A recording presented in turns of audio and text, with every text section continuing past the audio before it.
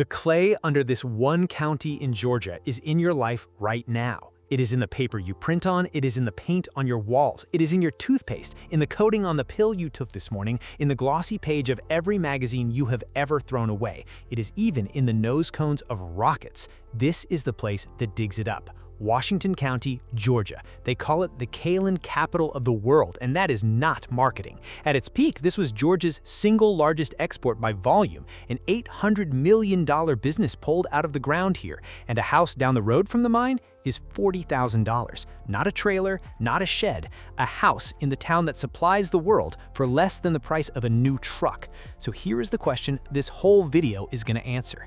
How does a place sitting on billions of dollars of the most useful dirt on earth end up with houses this cheap?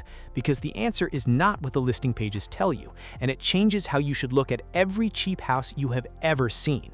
I am not going to read you 6 listings. Anybody can do that. I'm going to take you inside one market and show you the machine underneath it, why the prices are what they are, who actually made money here and who lost it, and which of these cheap houses is a real opportunity and which one is a trap wearing a low price tag. If you get value out of this kind of breakdown, subscribe, because this is the only channel taking apart the real story behind the cheap house instead of just pointing a camera at it. And stay to the end, because I saved one property for last that says everything.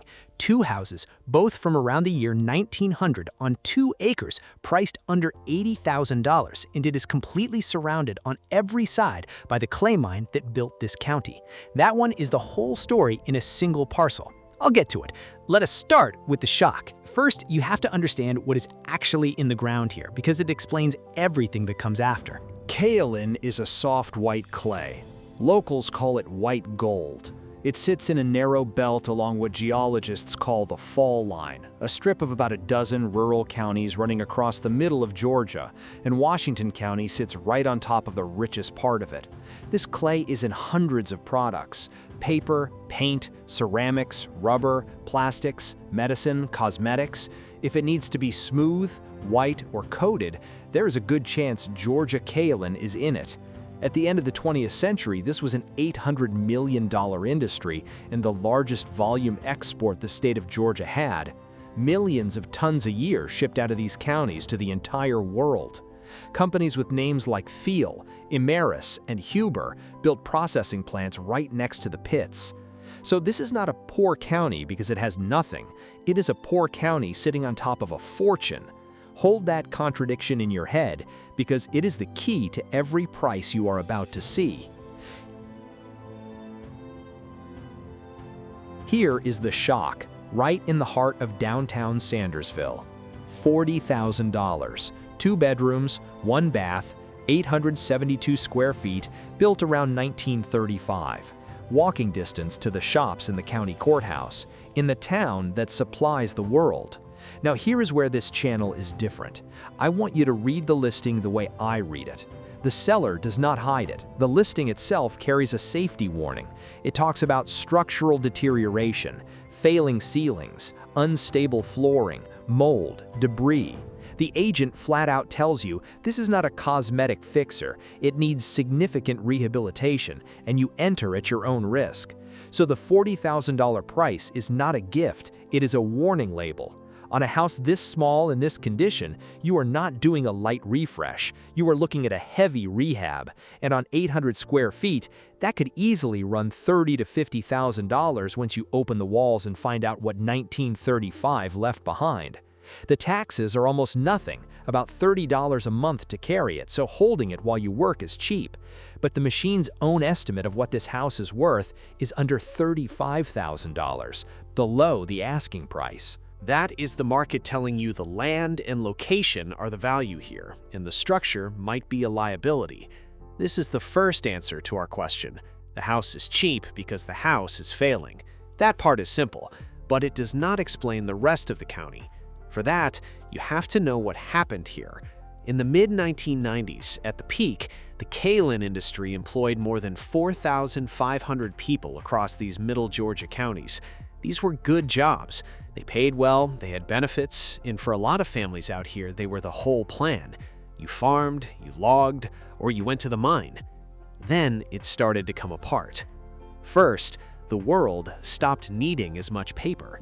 Kaolin's biggest single use was coating paper to make it smooth and white, and as the world went digital, that demand fell. Second, Brazil. Brazil had its own kaolin, cheaper labor, in a straight shot down the Amazon River to load directly onto ships bound for Europe. Georgia clay had to be trucked or railed to Savannah first. On price, the math stopped working. Third, and quietly the most important, automation. The jobs that survived got done by machines. Today, the plants near Sandersville are hiring automation technicians, not 4,000 miners. You can see exactly what that does to a place if you look one county over, at Twiggs County. When the mines pulled back there, the county's tax commissioner put it plainly. At the peak, more than half of every tax dollar the county collected came from kaolin. The county chairman said losing the industry, in his words, broke their back. That is what a mono-industry economy looks like when the one industry leaves. There is no second engine.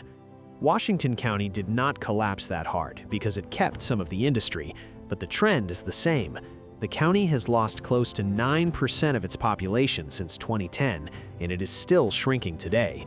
The median household income sits around $46,000.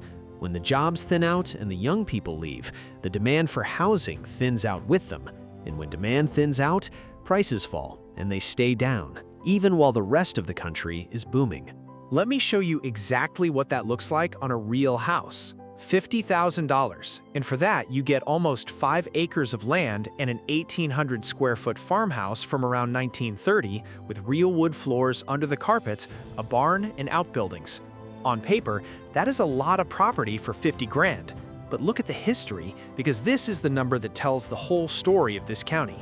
This house sold in early 2020 for $65,000. It sold again this March for $52,500. Sit with that. Between 2020 and 2026, home prices across the United States went up more than 50%. It was the single biggest housing boom in modern American history, and this house went down. It lost value, in plain dollars, during the exact years almost every other house in the country was setting records. That is not a bad house. That is a market with no wind at its back. In most of America, time makes a house worth more. Out here, in a county that is slowly losing people, time does the opposite. And that changes everything about how you buy here. You cannot count on appreciation to bail you out. The only way you make money on this property is by forcing value into it with a renovation, or by buying it cheap enough to cash flow as a rental from day one. If your plan is to sit and wait for the market to lift it, the last 6 years just told you exactly how that goes. Here is the flip side of that 54-day average I'm going to show you in a minute. Averages hide the ones that sit. This one is $73,000 for a one-bedroom cottage on almost 2 acres out in Warthen.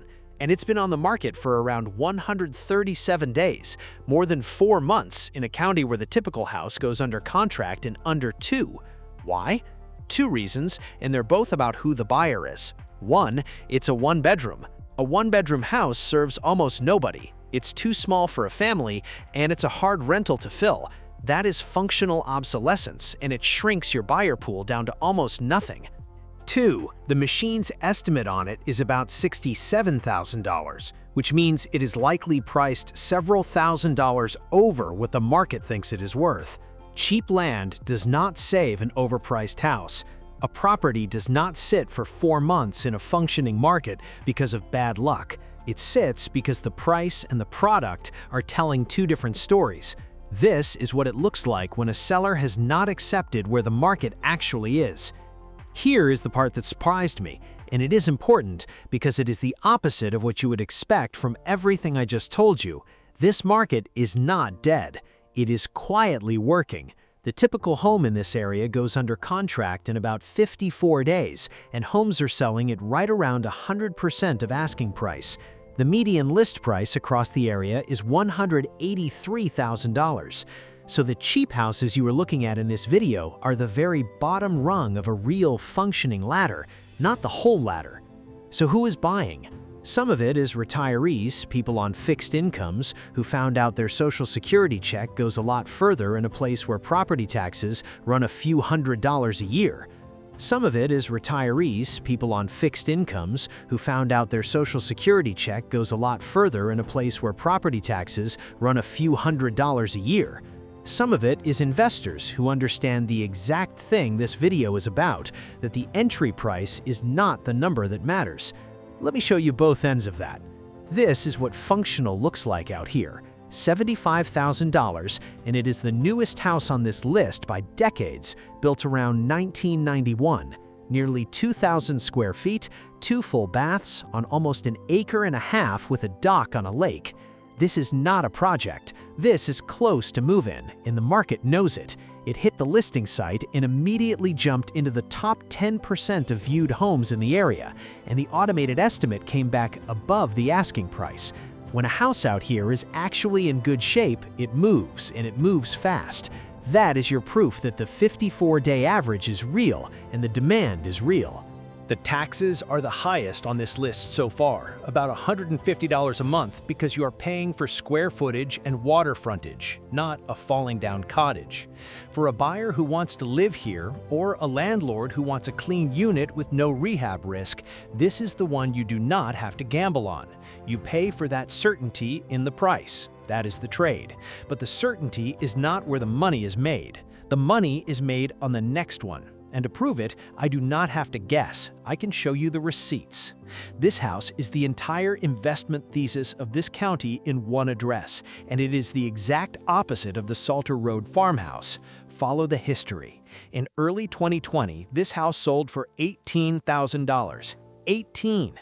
Somebody bought it, put in new windows, a new roof, new flooring, fresh paint, the whole thing.